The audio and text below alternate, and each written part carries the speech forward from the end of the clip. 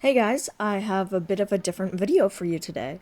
So recently I was skimming on YouTube to find something to watch in the background when I came across a video of someone rolling dice to create their own characters. Now, I think this was for D&D, but it might have just been a general one. So, confession time. I've been obsessed with D&D recently.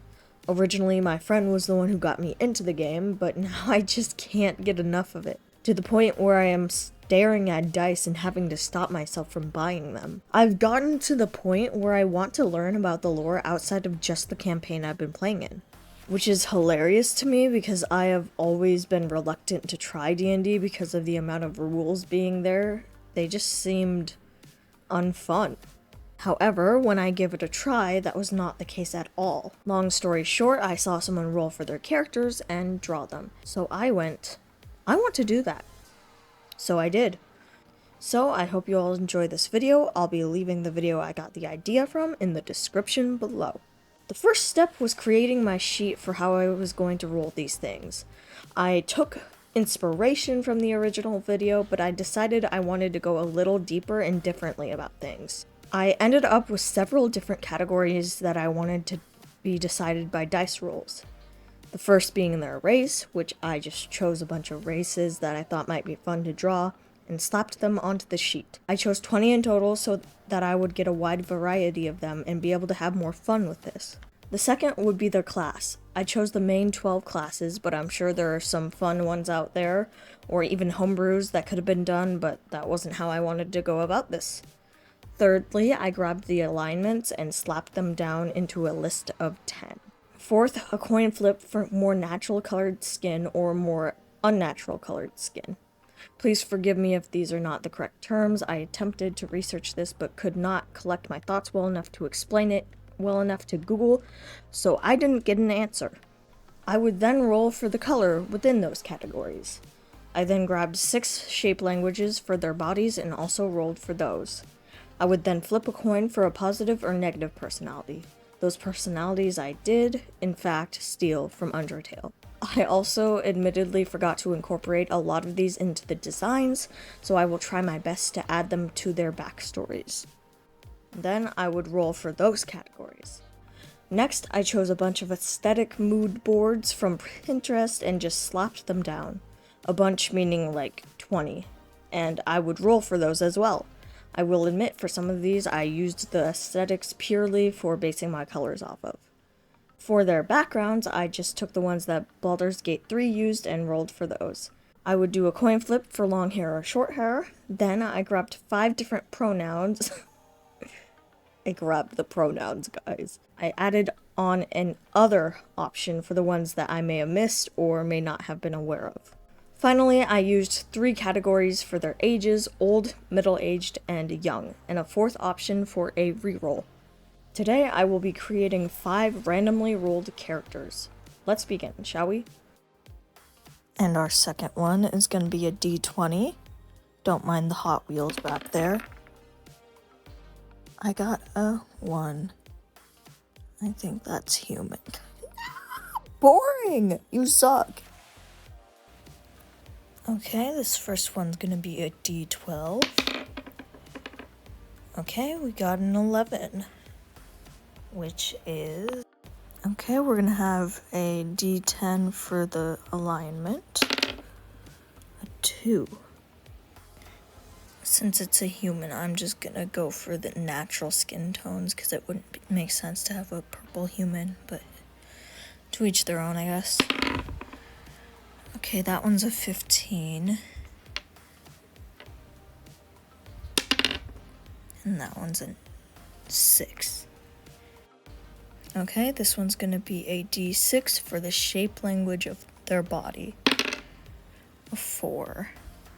Okay, I'm gonna be doing a coin flip for whether they have a good personality or a bad one. So tails. That is bad. Okay, it's gonna be a D8 for which one it is. And that's a 3. Okay, it's gonna be a D20 for their, aesthetic. 15. In the backgrounds that I just took the ones that were from Baldur's Gate and added the Dark Urge. It's gonna be a D12. 5. Coin flip for their hair length.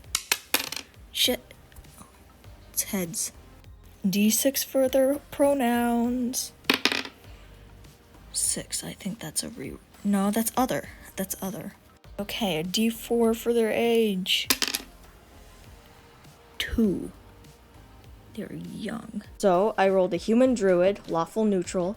I rolled the hourglass body shape, and I chose natural colors for the first one and rolled a pretty pale skin tone. I got a negative personality and rolled corruption out of it. The aesthetic I rolled was this black tiger with white stripes, which I tried to incorporate the best I could. For her backstory, I got folk hero, if I remember correctly. You might have to fact check me. For pronouns, I rolled other, so I decided on a she/him bigender pronoun, and for the age, I rolled young. I was originally a little miffed about getting a human on my first roll, since the point of this was to draw things I'm not used to drawing. And not just that, but I got the most boring shape I could have gotten, the hourglass. As if there aren't 5 million characters like that already. Alright, originally, I started off drawing a pretty typical body, trying to think of where I could take this to make it interesting.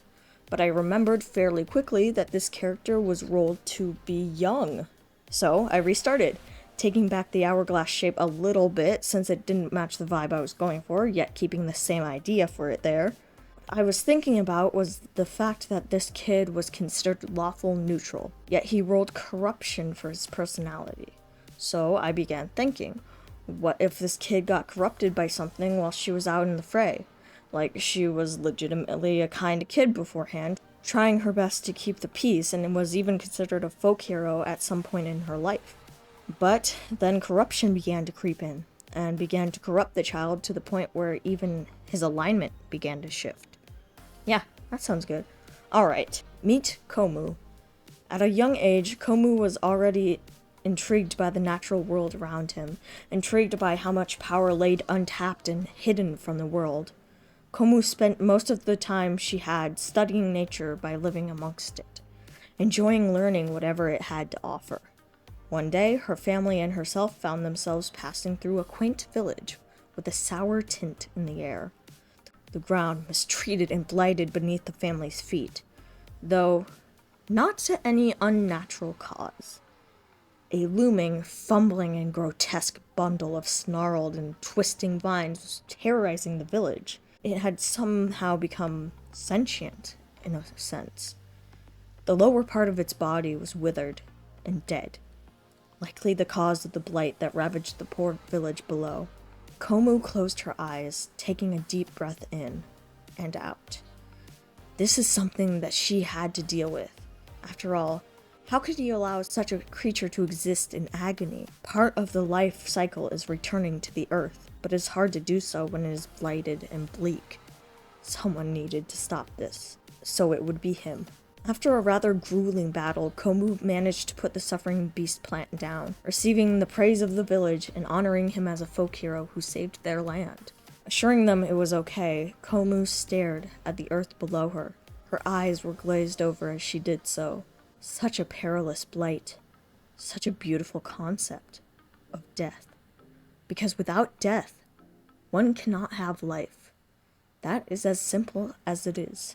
This is a realization that hit the child that day. As he stared at the deceased ground below him, Komu decided from then on to study this death, to embrace it, in a sense.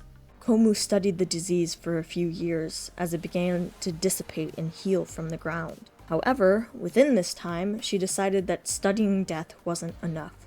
She had to embrace it. So, as if her body were made of plants, Komu allowed the blight to begin to seep its way into his legs, allowing it to crawl upwards and take refuge in his body, in exchange for the powers that it held. If you ask her parents, during those few years, Komu went from being a cheerful child to one who was indifferent, unresponsive to things, and frankly, bleak. to the point where he is simply surviving, a husk of his former self. And it's only a matter of time before the corruption consumes her. And alright, that's Komu. Is it a little cringe and edgy? Yes it is. Now shut up and enjoy the cringe.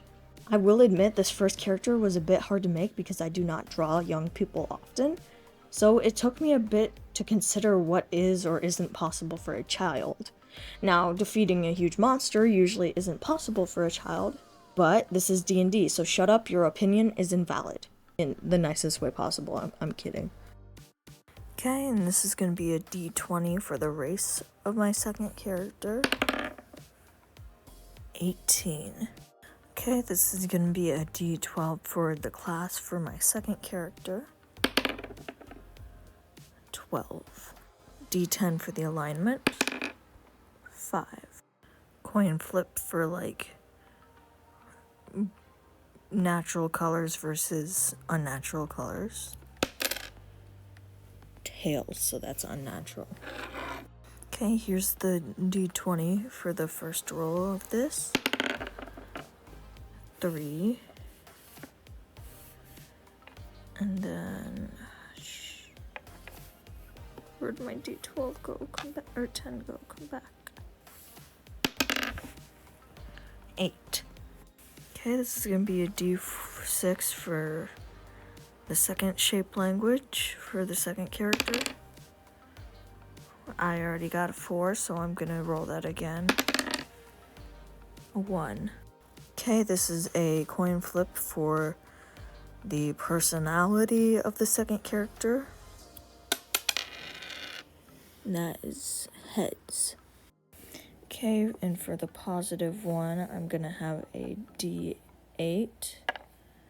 If I can find the D8, here it is. Okay, that's a 1. Okay, and this is gonna be a D20 for their aesthetic.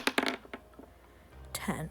Okay, this is gonna be a D12 for their background. A 7. Okay, here's a coin flip for the hair length. Tail, so that's long. Okay, this is going to be a D6 for the second character's pronouns. 2. I think that's she or her. Okay, and this D4 is going to be their age for the second character. That's 3. I think that's middle-aged. Alright, so for the race, I rolled Plasmoid. For their class, I rolled Bard. For the alignment, I got True Neutral.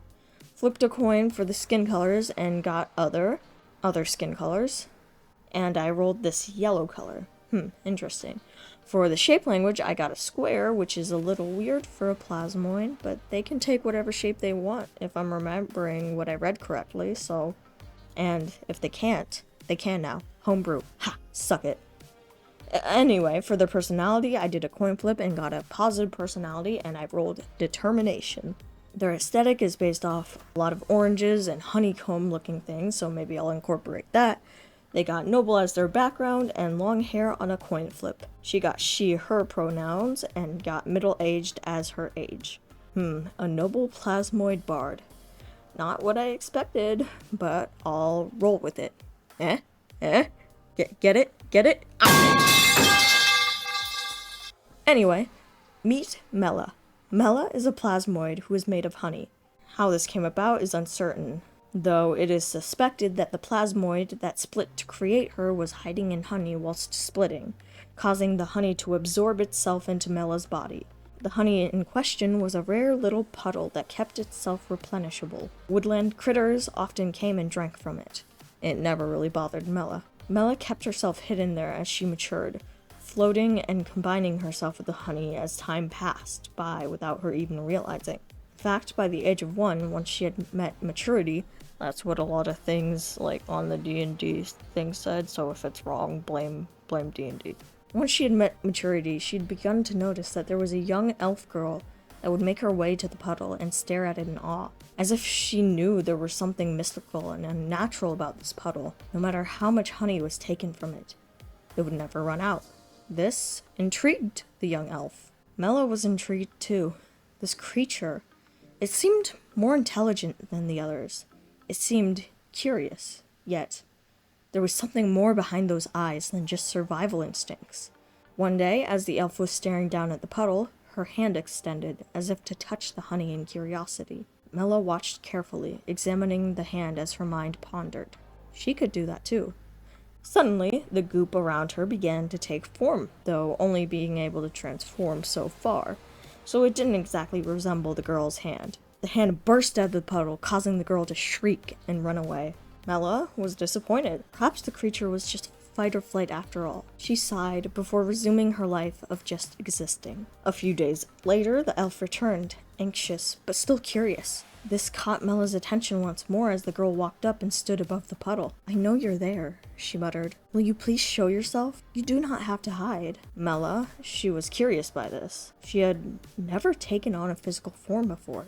What would she even do? Well, she supposed she would choose a form as close to the girl as possible. When she did so, the elf gasped, surprised, but not running away like before.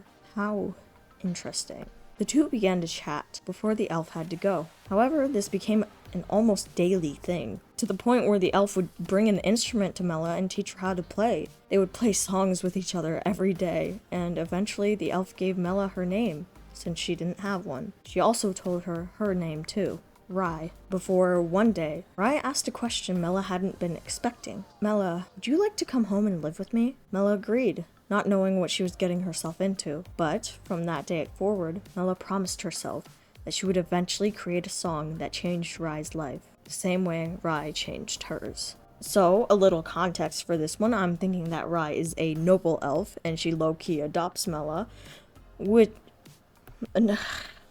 adopts a weird word because it's not like, I don't think they're siblings, but it gives Mela the noble background. I don't know, this one's long, but I kind of like it. Please don't be mean to me. Anyway, let's get on to the third character. Alright, and this is going to be a D20 for the third character for their race. 17. Okay, this is going to be a D12 for the class of the third character. A 1. It's going to be a D10 for the third character for their alignment. An 8. Okay, this is going to be a coin flip for neutrals or, like, others. Heads, so that's neutrals. Okay, D20 for the third character. That's a 12. And then a D10. That's a 5. Okay, it's going to be a D6 for the shape language of the third character. A 3. Okay, it's going to be a coin flip for the personality of the third character, positive or negative. That is positive. Alright, this is a D8 for the third character for their personality. A 2. Okay, a D20 for their aesthetic. 13. Okay, a D12 for their background. An 11. Okay, coin flip for long hair or short hair. Short. Okay, a D6 for their pronouns. I think that's he, him. And his age, which is a D4. It's a 2, so... Alright, I rolled a fairy fighter, chaotic neutral personality. Natural color coin flip with a slightly more saturated skin tone. Shape language was triangles, flipped a positive personality type and got integrity, very fitting. The aesthetic was more greens and browns. They got soldier as their background, and for pronouns he got he, him. For age, he got young. Alright, a fairy fighter whose personality is integrity and background is soldier. I can work with that. I also want to make it clear that not all of these are in the same universe, so like if the vibes seem different, it's because they are. Meet Zeke. Zeke is a fairy who got himself enlisted into the army at a fairly young age. A world war has broken out across the lands and has brought many people into poverty. With numbers low, the army began to enlist males over the age of 14, depending on their race's maturity rates.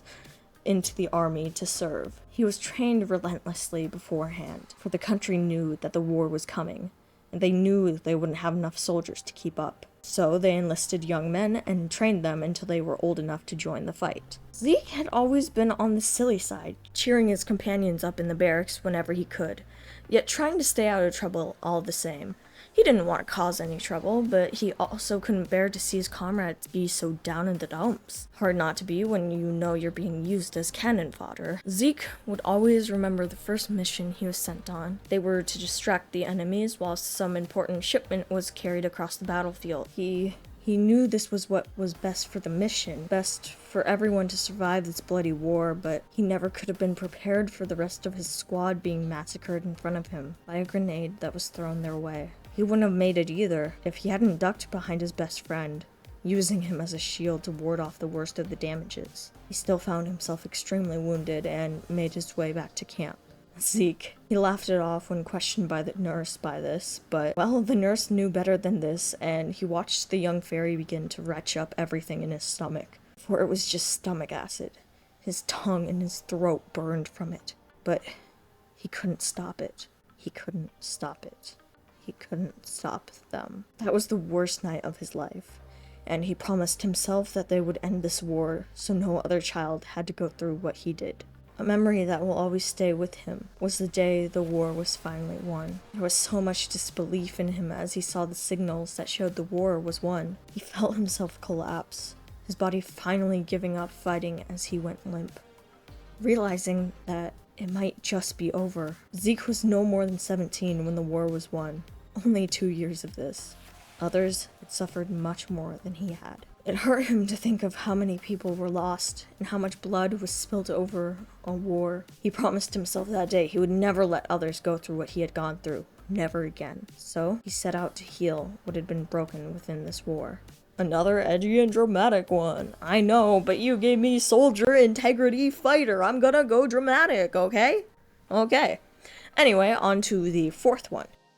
Okay, this is going to be a D20 for the fourth character for their race. A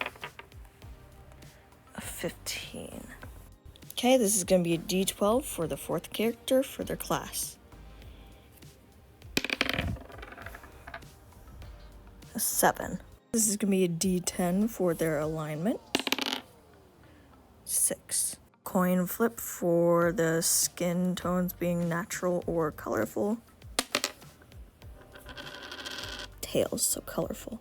Okay, first is the D20, 3, and then the D10,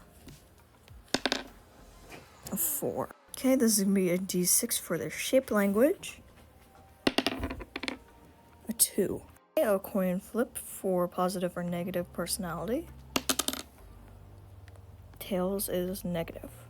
Okay, it's gonna be a D8 for their personality. A 1. Okay, it's gonna be D20 for their aesthetic. Just so you guys know, if I do get duplicates, I am re-rolling them because I feel like that's not as fun to get duplicates. So I am re-rolling some of them. Not all of them, but yes. 20. This is going to be a D12 for their background. An 8. Long hair, short hair. Whoa. Long hair. Okay, this is going to be a D6 for their pronouns. A 5. And this is going to be a D4 for their age. 3. I got a kobold monk. Neutral evil. That's the first bad alignment. Okay. Flipped a coin for skin tones and got other, but got this weird, like, creamy white color.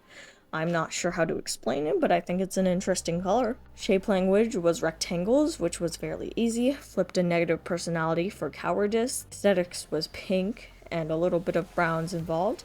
Outlander as a background. And for pronouns, they got he, they. They also got middle-aged. Kobold monk, neutral evil. I'm gonna have to think about this one a little bit since I'm not entirely familiar on monks or even kobolds for that matter. Okay, after looking at a little bit about them, so please be patient, I am still a newbie. I think I have something. Meet Zuzu. Zuzu is a kobold monk. He grew up in a monastery that the kobolds that he grew up with built from the ground up. The monastery was set up to worship a white dragon who resided fairly nearby. The dragon, for the most part, ignored them, because they weren't doing anything to hurt it, and frankly, were far enough away that they did not exist in its mind. Zuzu, for one, admired the hell out of that dragon, wondering what it must be like to hold so much power over others, and the ability to cause so much heartache and destruction. It was admirable, to say the least. Zuzu would constantly boast about his evil misdeeds, and would go about doing them in the White Dragon's name. Eventually, the White Dragon came to visit. It crashed through their roof and killed many kobolds upon entering. The rest of them, worshipping their idol to no end, offered themselves to the dragon, whether that be for service or for other means. Zuzu found themselves frozen in place. They couldn't move as their eyes flickered upwards at the looming dragon. His hands began to shake as he gritted his teeth. Unlike the others who were pledging themselves to this dragon, Zuzu realized that this was a life or death situation for them. So, instead of staying with the others, they ran. They used the confusion to escape from the monastery and never looked back. To this day, they are ashamed that they left their god behind out of fear.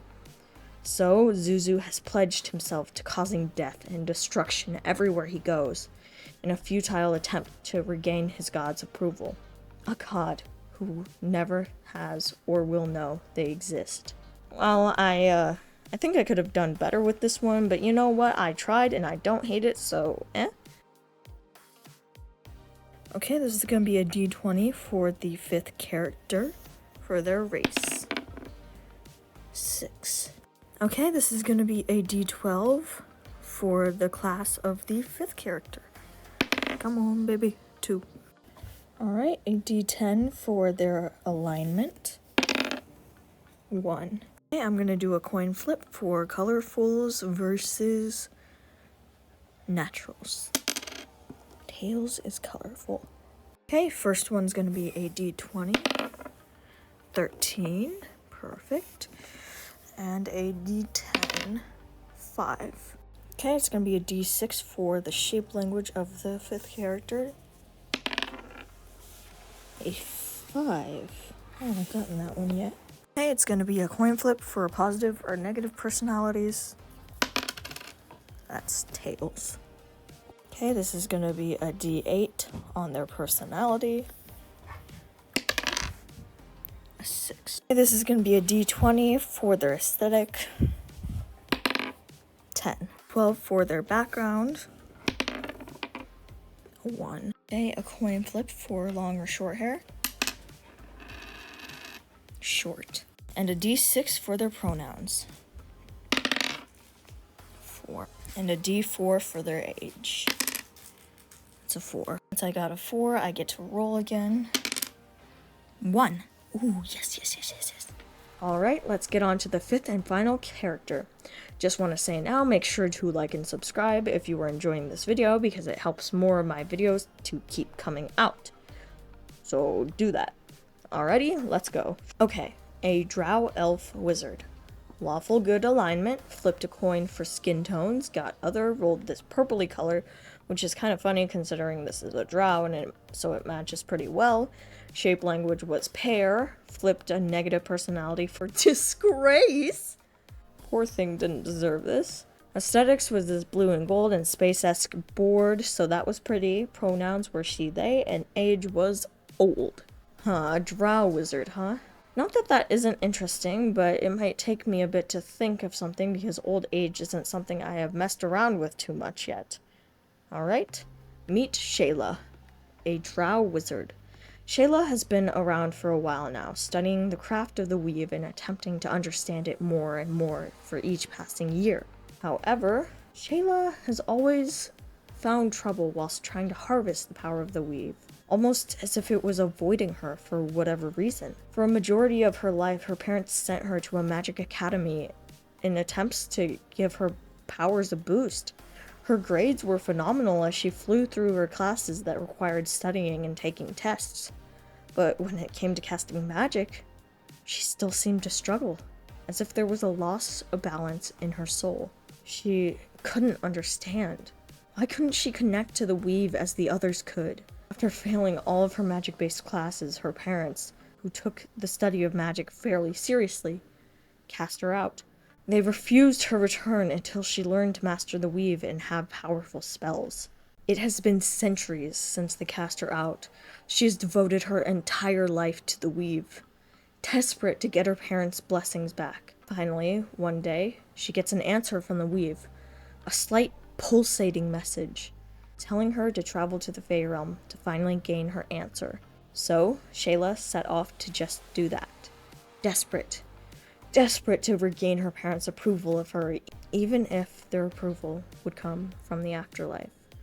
Alright, that was the final character. Let me know if you enjoyed these characters, even though they were rolled 4. It was kind of like putting my children out into the world, so I'm nervous about it. Please remember that I am rather new to this, and still only understand the bare minimum of the D&D universe and its rules and mechanisms. So please be kind. Would you guys like to see more videos like this in the future? As much as I enjoy creating my analysis and reviews, it's nice to take a break and do something else once in a while, since this channel was actually originally going to be art-based and review-based. I will probably start doing more art-based videos like this one in the future, so stay tuned. With that being said, thank you all so much for watching. Please remember to like and subscribe, and as always, I will see you all next time.